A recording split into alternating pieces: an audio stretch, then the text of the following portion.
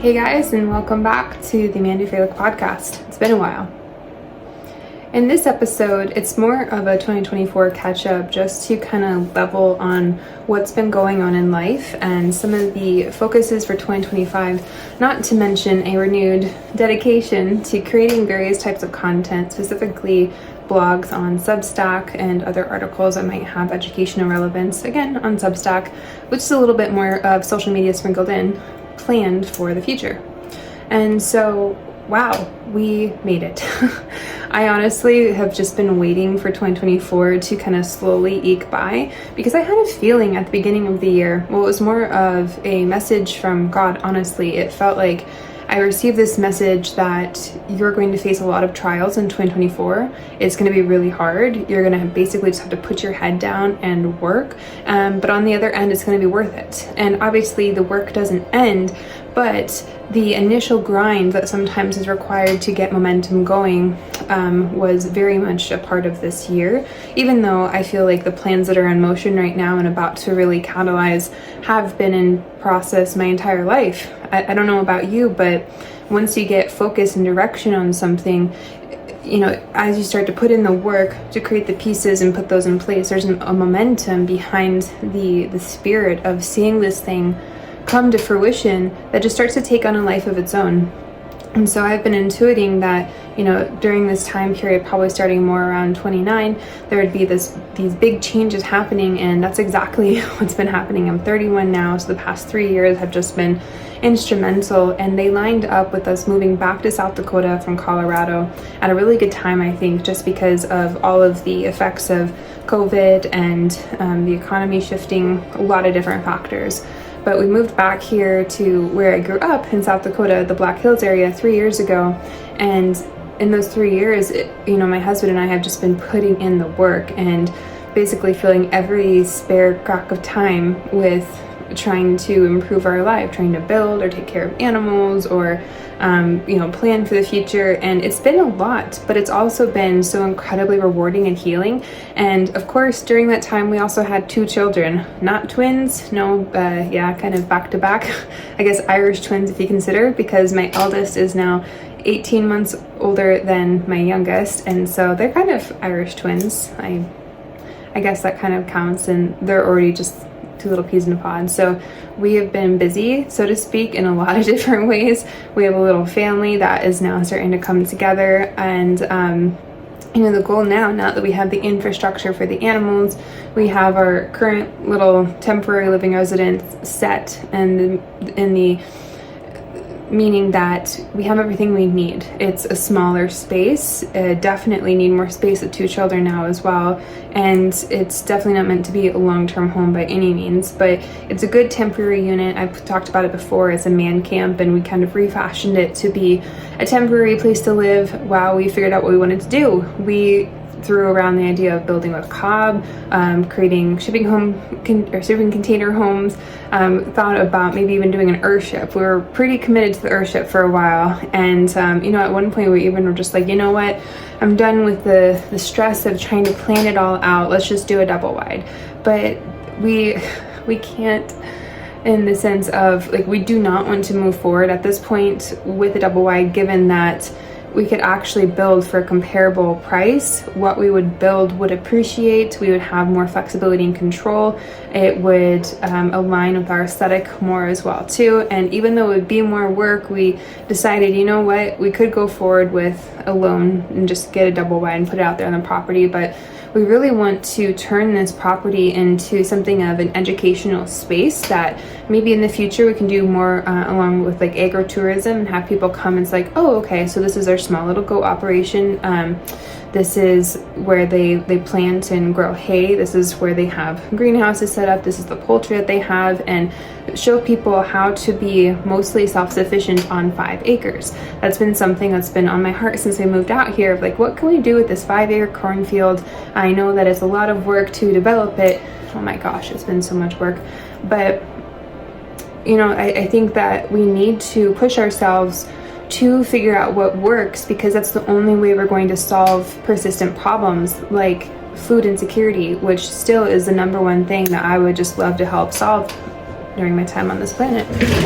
And don't get me wrong, there are a lot of things that could use attention, but food insecurity, the idea that we aren't able to feed everyone, that 795 million people go to bed hungry every single night, just blows my mind, especially when we know that according to the CDC, and this study came out in like 2018, I believe, we currently grow enough food to feed 10 billion people. Well, our population hasn't even reached 10 billion yet, and we still can't feed them because of distribution of resources and a prevalence of greed. So as most of us know by now, it's the system, it's the lack of awareness about the interconnectedness of things such as the food we eat and the health that we experience, and lack of desire by current systems in place to change that, because, you know, nobody likes change, ... that is led us to be in this place now where we've almost convinced ourselves we don't need to be healthy, and we've kind of given up on wanting to make that an objective, which I think is so crazy, because we know that when you are healthy, when you take care of yourself in mind, body, spirit, and emotionally, everything gets better. You feel better, you have more energy, you have a better mood overall, which can really just change your day to day with who you interact with. You have fewer health problems, whether it be cancer, diabetes, infertility, blood sugar, a lot of issues actually that are linked to, I guess, what they now call like neurodivergent conditions, but really like ADHD and some of the different behavioral effects of eating poorly that we're starting to see can be improved if we focus on our gut health and we take more action, take additional action, how should I say that?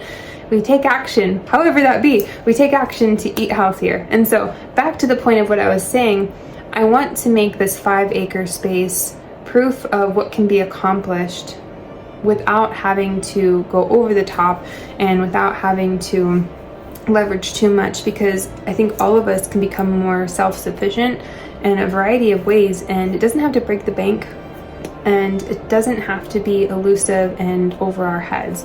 I know sometimes I think about learning like solar and building some of the different buildings out here, I guess, like it feels overwhelming, but that's where having a great partner comes in handy and is a huge blessing, because Aaron has years of experience in construction, and what I don't know, he tends to know. What he doesn't know, I do. So I do think that we can achieve this future. It's just, oh my gosh, it's so much, but a lot of fun at the same time.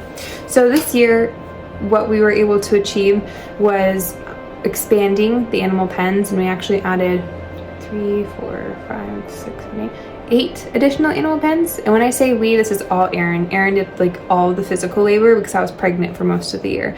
So I still took care of the animals for the majority of my pregnancy, and I was out there every day in the summer with Leon for the most part, and we were watering the animals and having a great time.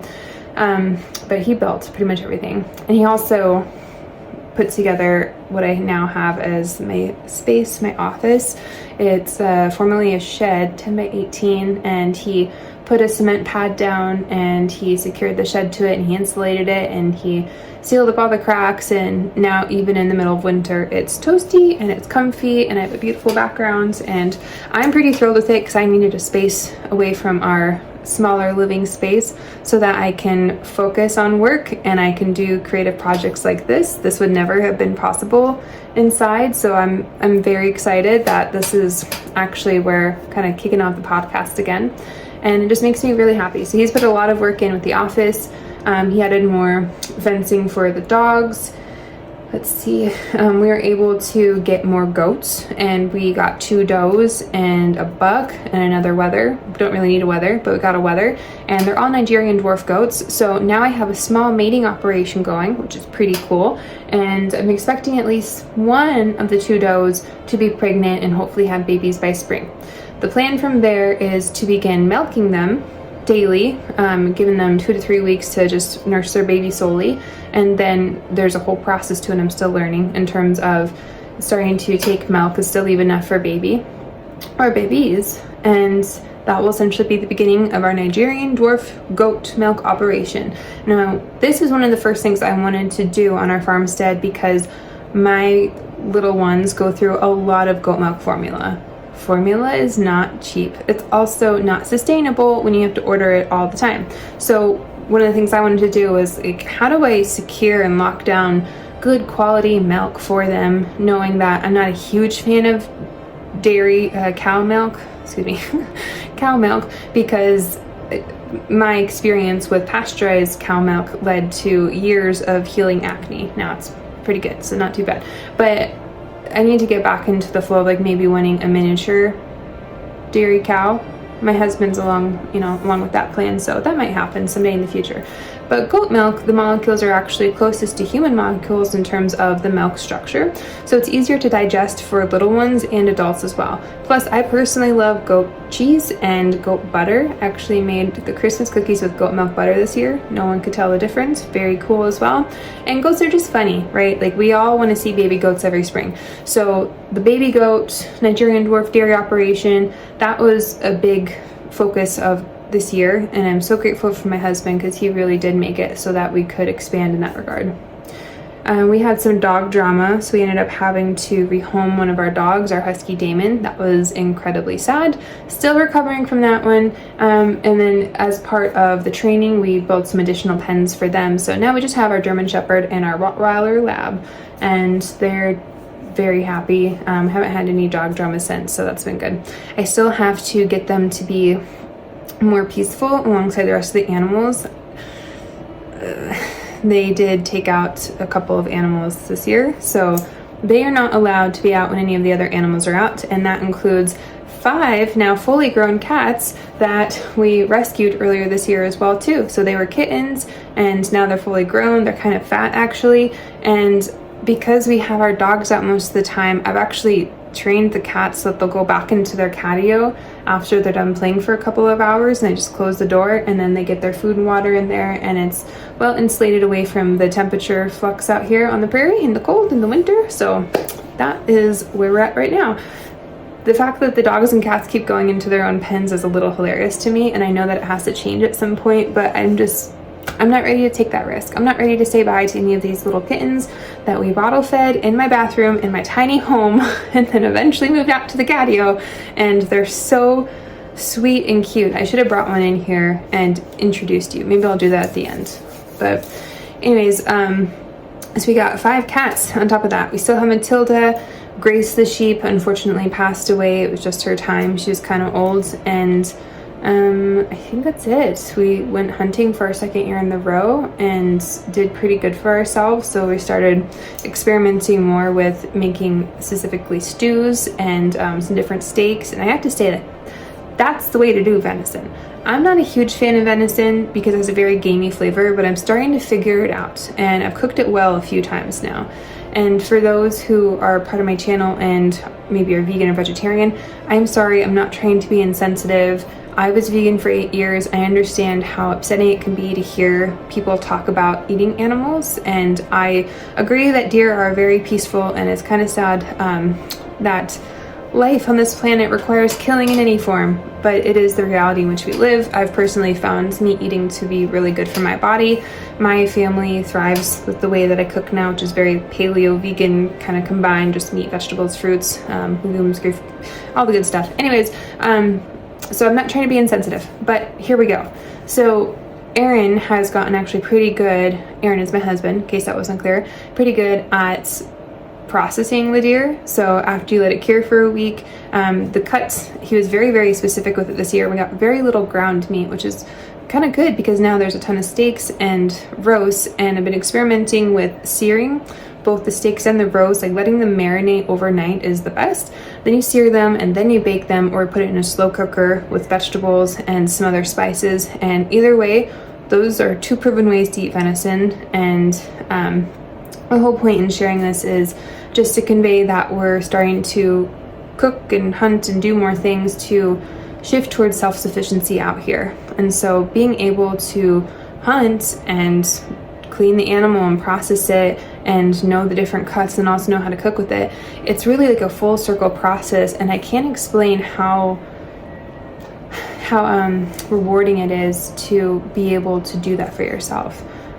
In order to thrive out here as a vegan, it would be very difficult, honestly. I would need to have several greenhouses that were growing a plethora of fruits, and then I would need to probably supplement with a lot of like beans and legumes and grains, and it's not impossible, it definitely isn't, but I can't grow rice out here, right? We can grow oats, and we have oats from our family farm, and I do cook with those all the time. Oats are lovely, but I would definitely need some good greenhouses with solar in order to produce enough fruit and vegetables out here. It's just really difficult. So shifting towards that though, because I am a big believer in eating lots of plants. I think that's very healthy. And the other thing we plan to do next year now is expand the poultry pen and get more turkeys and chickens. And we'll probably separate them because I hear that they don't all play well. And we also have 3 ducks too, so I have to figure out how to make that all work. But essentially the goal is to have a plethora of eggs, and then we'll have egg laying hens, and we'll also have butcher hens and turkeys, so that come next October, November, we can essentially stock the freezers full for almost an entire year, just based on how much meat each turkey yields, yada yada yada, and then knowing how much we use on a weekly basis to essentially cook with. So 1 turkey, from my understanding, yields about 7 to 8 pounds of meat. And for my folks, and I like to cook for my family as well too, so I'll share some of the meals that we make. That would definitely last us probably a couple months, supplemented with some venison and other plant-based meals as well too. Now I'm sharing all of this because I'm finally just kind of speaking about the desire to become self-sufficient and make this essentially like a pilot program experience, showing the viability of utilizing various technologies such as underground greenhouses, right? Or just common sense, not super common today, to thrive out here, to become more self-sufficient, to not have to necessarily require the shipping in and transferring of various types of food all across the globe. I want to become as self-sufficient as possible, and that entails us like learning how to do more in terms of recycling, making our own clothes, all this stuff. We're leaning into this prairie life, I guess, is what I'm really getting to. So it's an experiment. Who knows what we'll be doing in 10, 15 years, or if we're like, this is the life for us, and I am now Mandy Freilich on the prairie, and this is my little house and my 18 children. I'm totally kidding. Please don't take that serious. So yeah, but it's an interesting experience right now to at least get to a place where we feel more confident and have like the foundation to move forward, which leads me to the next point. And it's amazing I can just keep talking like this nonstop. So thanks for hanging out, for those who are still interested or listening to at this point. But our goal this year is to build. And that's all I'm going to say, because we are still throwing ideas back and forth and have a lot to figure out. But we need to build a home, we need to expand, we need to get a shop out here for Aaron. And then I think we'll be to a point where it's like, okay, we can breathe a little bit. We have space for the babies, and my work can just continue to blossom in all the ways that it is. And we can then reorient our energies toward becoming self-sufficient even further, looking at solar and seeing how we can possibly secure water independence out here too. That'll be interesting. Lots more on that as well. So that in a nutshell, I think, is an update to an extent about what we've been doing on the farm. I'm not going to divulge too much about work, but it's been doing very well. And I'm very blessed, continuing to learn in a variety of capacities, being able to grow with all the different types of work that I do. I continue to have amazing friends born from clients, and wonderful clients that I, to the bottom of my heart, just am rooting for. I'm so grateful to be connected with so many amazing people. And yeah, it's been a hard year, but it's been a year of growth and a year of many blessings. So I guess that's kind of what I got to say in a nutshell. Hopefully this cues up some even better podcasts in 2025, where we hopefully have other guests who can talk, not just myself.